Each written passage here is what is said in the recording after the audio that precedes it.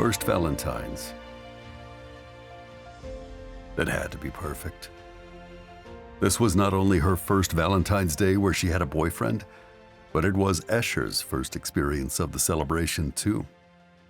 When she had mentioned it to him over dinner in the beautiful old Japanese mansion where he lived, sure he would have at least some experience of the day. He had surprised her by admitting that he didn't know anything about it. She knew he had spent the centuries he had passed in her world, protecting both it and his own one from demons, avoiding humans because of the things that had happened to him. But she had at least expected him to know the traditional days that her kind celebrated, even if it was only through the television programs he enjoyed watching. It was a first time for both of them, so it had to be perfect. Aiko scrubbed her hand across her cheek to brush a hair that was tickling her away and frowned as she smeared powdered sugar across it. She rubbed it away with a cloth and set back to work, her focus locked on the task she had been preparing to undertake for the last 2 weeks. She had made so many practice runs that she was sure her gift would be the best it could be, had the various recipes down now, and had triple-checked to make sure she had all the ingredients. But she still worried that something was going to go wrong. Sure, she could have gone out to one of the many stores in Tokyo where they were selling chocolates, but like many other women her age, she wanted today to be special. And that meant making the gift for Esher by hand, with all the love she felt for him poured into it. She hoped he liked the surprise. Apparently, he had one for her, too. He had told her she couldn't come to the mansion the last 2 days because he had been preparing it for tonight. Staying away from him had almost killed her, and him, judging by the constant messages she received, and the hourly phone calls that had her parents questioning his sanity.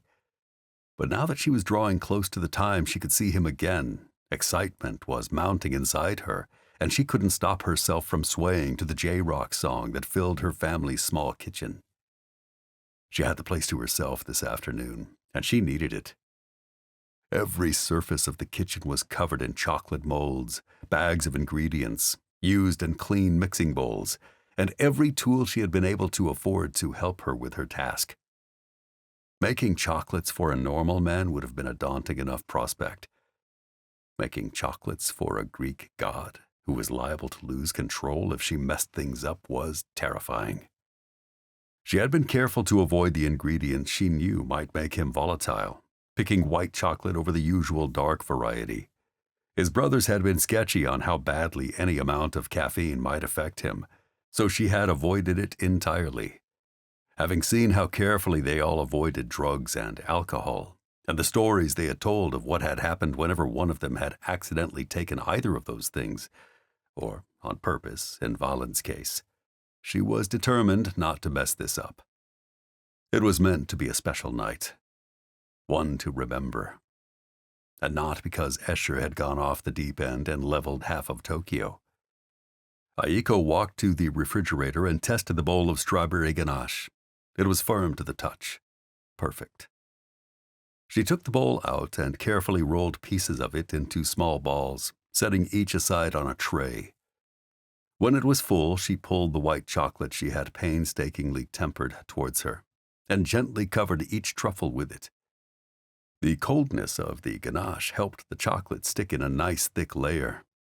She hummed along to the next song on the radio as she worked, dipping each truffle and transferring it to a new tray to set. Esher loved strawberries.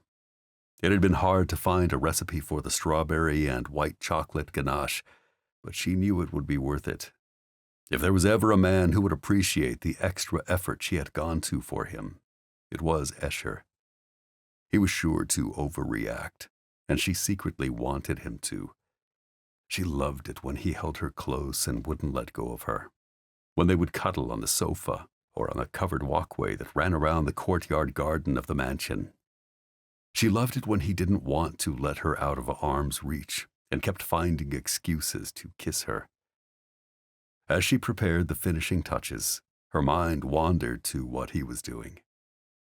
In Japan, Valentine's Day was traditionally about women giving men chocolates. Unlike the rest of the world, the men were the focus. That hadn't gone down well with Esher. He had wanted it to be a day for both of them, like it was elsewhere, so he had insisted he do something for her, too.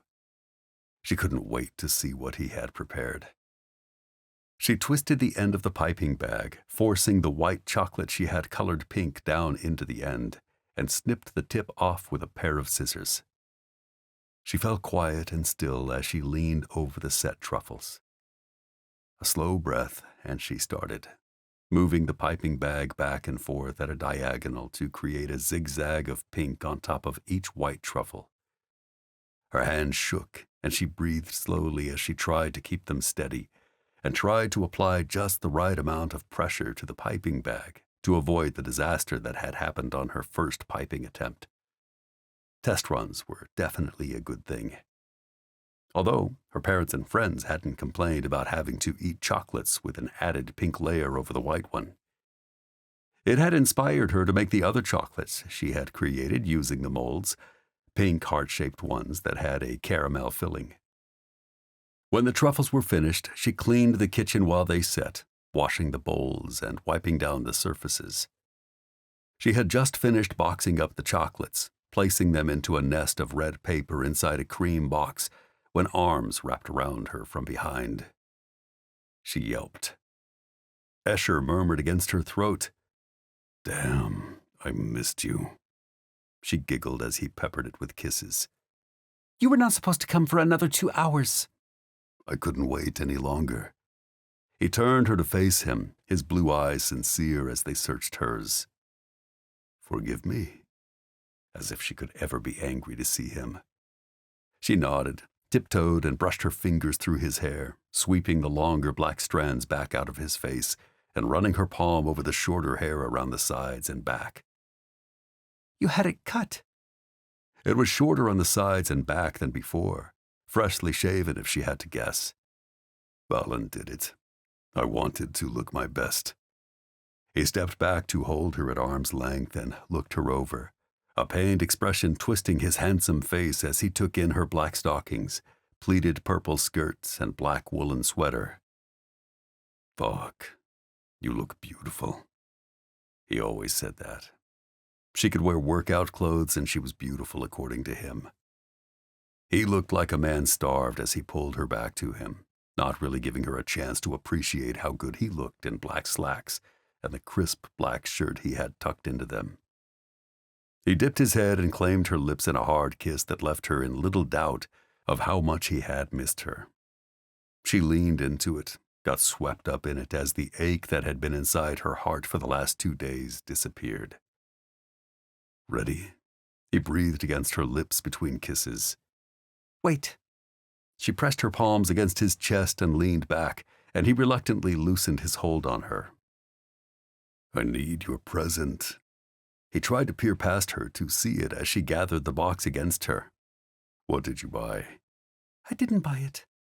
She looked over her shoulder at him as he pulled her so her back was flush against his front. "I made it." He grinned. "That makes 2 of us. I made you something too." Now she really wanted to know what he had planned. "Ready." She snuggled against him and closed her eyes as he held her tightly. Her stomach dropping signaled he had teleported with her. There was a moment of cold she didn't notice as Esher warmed her, holding her in his strong arms, and then she smelled flowers. "Open your eyes." Esher pressed a kiss to her earlobe. She popped them open and they widened as she found herself standing on a heavy blanket in the horseshoe courtyard of his elegant, single-story mansion. Between the sweeping, ribbed gray roof that hung out over the wooden walkway on all 3 sides of the building, warm white lights had been strung in a zigzag that provided enough light to chase back the darkness as night closed in. Hundreds of blue roses filled vases set at intervals along the edge of the walkway. Esher's color. They seemed to sparkle in the light, and she had the feeling his mother, Persephone, had provided them for him, adding a hint of magic to the night. He released her, and she didn't feel the cold as she turned to take in his hard work, the outdoor heaters he had set at each corner of the blanket keeping the chill off her. It's beautiful. she breathed, and he gave an awkward shrug. Wait here. He pivoted away from her and kicked his shoes off before stepping up onto the walkway and disappearing into the house. She removed her own shoes, placing them beside his, and took everything in again. It was beautiful, and far more than she had expected. The tempting scent of food wafted from the open screens of the house, and her mouth watered. She had the suspicion decorating the house had been the least of the things he had done for her.